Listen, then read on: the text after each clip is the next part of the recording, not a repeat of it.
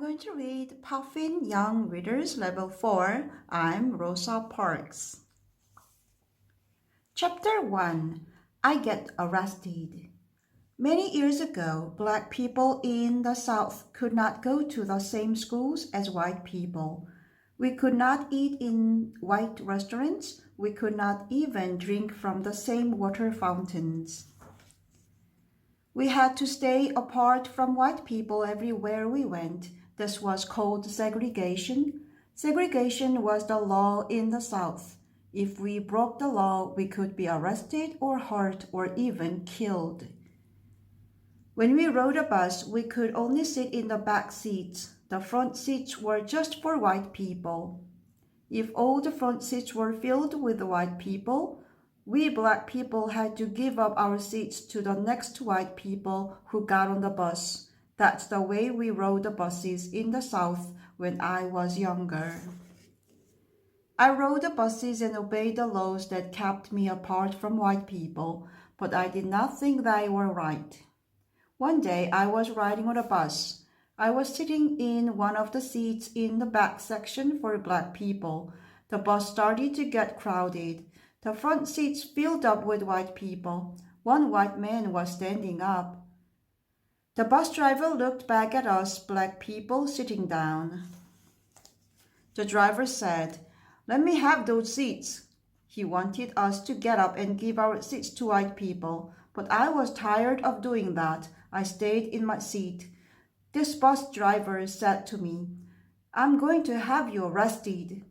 "You may do that," I said, and I stayed in my seat. Two policemen came. One asked me, "Why didn't you stand up?" I asked him, "Why do you push us black people around?" The policemen took me to jail. They took my picture. They put my fingers on a pad of ink and rolled my fingers onto white cars. That way they had my fingerprints. Then they put me in a jail cell. I did not have to spend the night in the jail. My husband came to get me. A friend paid my bail money. That meant I could go free for now. The police told me to come to court in 3 days. I went to court. The judge said I was guilty of breaking the law. I was fined $10 plus $4 in court costs. I never paid it. I did not feel I had broken the law. I thought black people should not have to give up their seats on the bus to white people. I thought the law should treat black people and white people just the same way. I always wanted rules to be fair, even when I was small. Chapter 2, How I Grew Up. I was born on February 4th, 1913. I grew up in a place called Pine Level, Alabama. I was named Rosa Louise McCauley after my grandma Rose. My little brother was named Sylvester after my grandpa. My mother's name was Leona. She was a school teacher. My father was a builder of houses. His name was James. We lived on a farm with my grandma and grandpa. They owned their own land and grew vegetables and raised chickens on it. I liked to go fishing with grandma and grandpa. They could not see very well, so I would put a worm on the hook for them. Pine Level was too small to have buses or public water fountains or even a library, but there was segregation just the same. Sylvester and I went to a school for black children. It had only one room. White children went to a bigger school. There was a school bus for the white children. There was no school bus for us. Sometimes when we walked to school, the bus would go by carrying the white children. They would laugh at us and throw trash out the window. There was no way to stop them.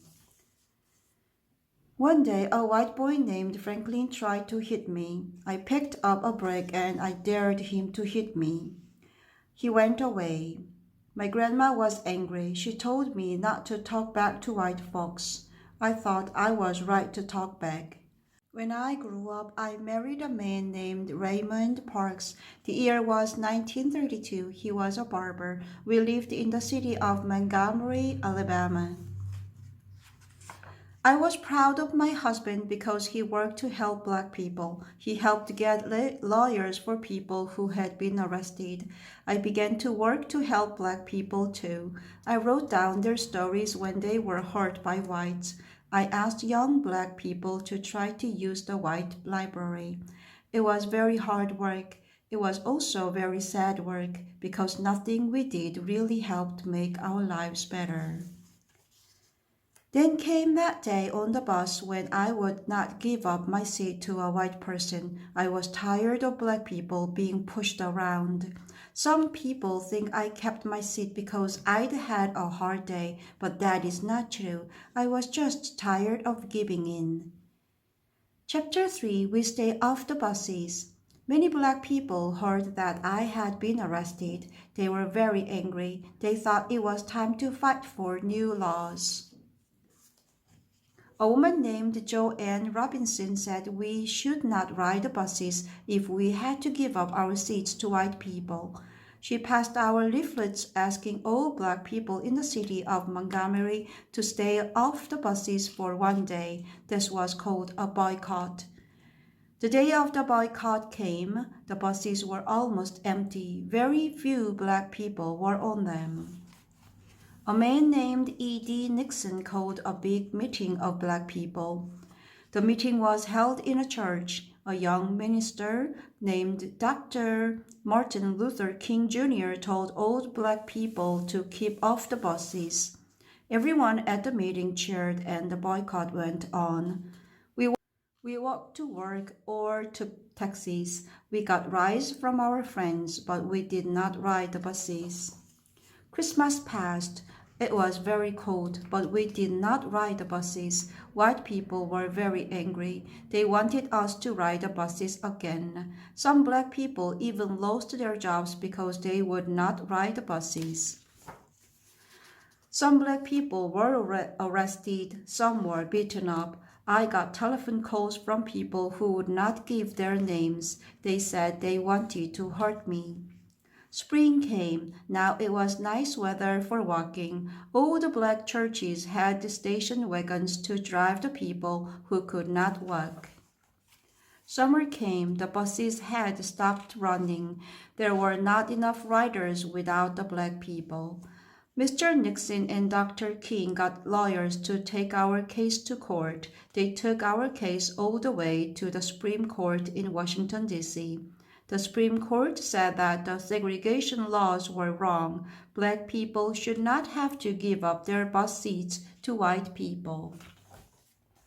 Our boycott worked, and we had won. We went back to the buses at last.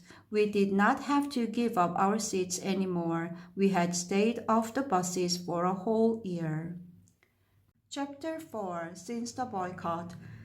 Many white people were angry that we had won. My brother was worried about our safety. My husband and I left Montgomery to find work and be near my brother. We moved up north to Detroit, Michigan. My mother moved with us. Back in the South, Dr. Martin Luther King Jr. decided to fight against segregation in other ways. He led black people in a fight to vote and to eat in restaurants just as white people did. He was fighting for their rights. This fight was called the Civil Rights Movement. Some white people joined the fight. Most went down south from the north, but some white people in the South joined the Civil Rights Movement too. I helped out by making speeches. I told about being arrested. I went down south for some of the big marches for black people's rights. The Civil Rights Movement won many rights for black people. New laws for equal rights were passed. The old segregation laws were over. Today I still make my speeches and I receive many awards. Some people say I started the whole civil rights movement because I would not give up my seat on the bus. I know that many people started the civil rights movement, and many people worked very hard to win the rights that black people have today, but I am glad that I did my part. There is still much work to be done. The laws that kept black and white people apart have been changed. but there are still many people who have not changed their hearts. I hope that children today will grow up without hate. I hope they will learn to respect one another no matter what color they are.